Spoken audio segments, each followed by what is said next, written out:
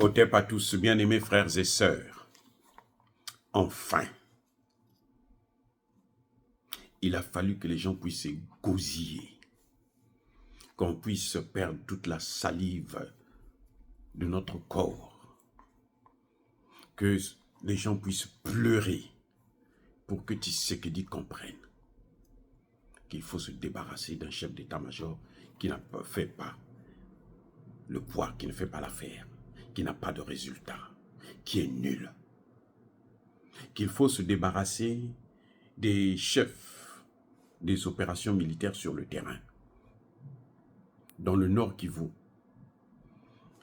l'armée congolaise a passé plus de 2 semaines pour prendre une dizaine de territoires.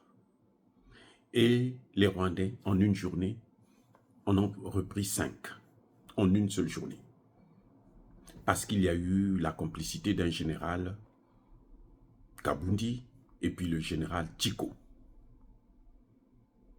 Le même Tiko, tout le temps, il vous ment.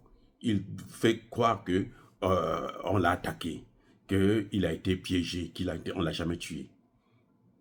Le chef d'état-major général, Chiwewe, s'est toujours planté. Il va rencontrer le fils de Museveni, ce drogué, ce fou, ce malade, ce criminel, et il continue à exposer le peuple congolais. Enfin, Tshisekedi a ouvert les yeux et il a essayé de corriger un peu, je dis bien un peu, parce qu'il a changé de chef d'état-major.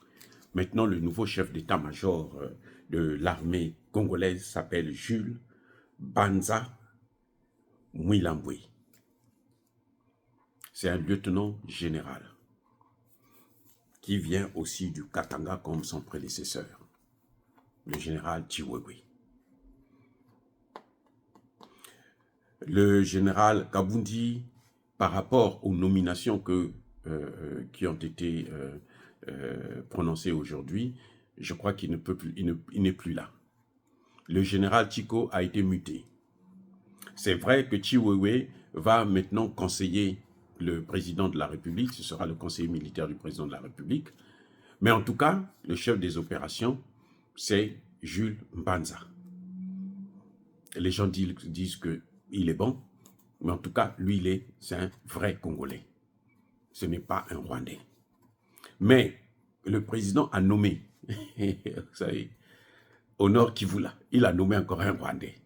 En fait, c'est un général né au Congo, mais d'origine rwandaise. C'est un Banyamulenge, c'est-à-dire que ses parents étaient des Rwandais qui avaient émigré au Congo, et puis, bon, donc, il est né, il a grandi au Congo avec la culture congolaise. Mais, comme vous savez, les Rwandais, il faut s'attendre à tout. Donc, personnellement, si moi j'étais conseiller du président, j'allais le déconseiller de nommer quelqu'un qui est d'origine rwandaise.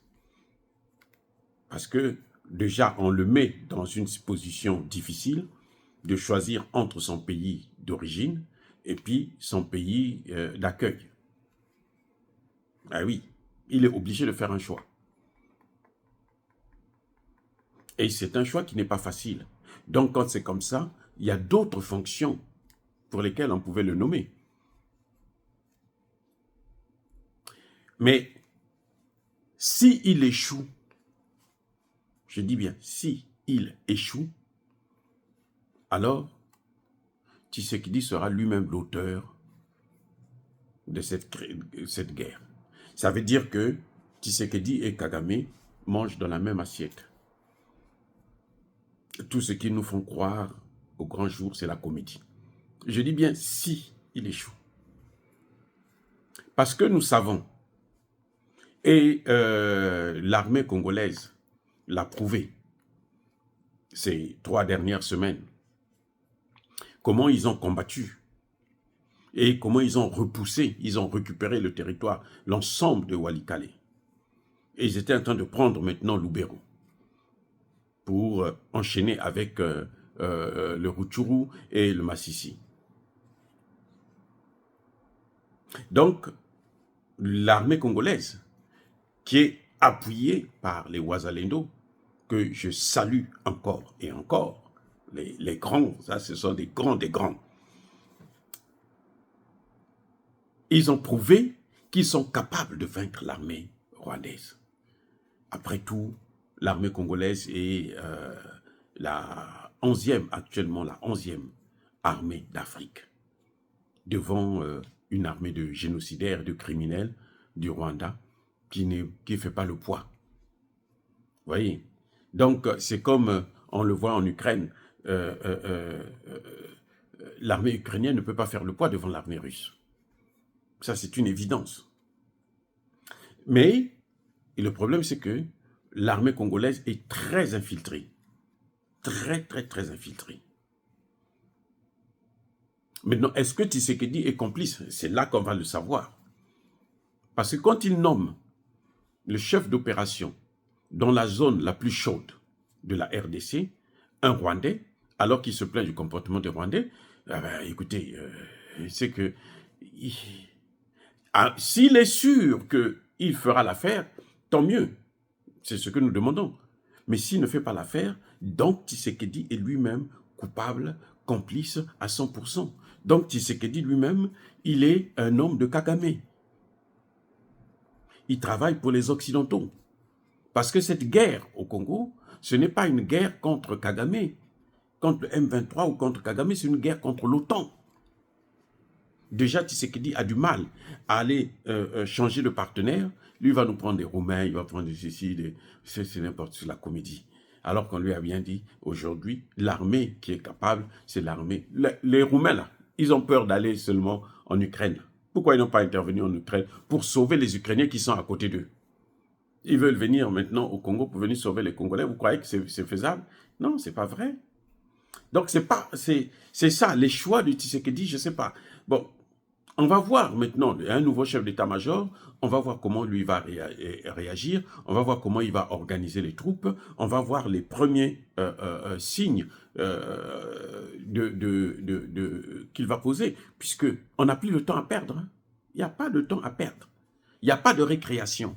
On ne peut pas dire que non, on va attendre, on va lui donner 3 mois, 4 mois, c'est fini, on ne peut pas attendre.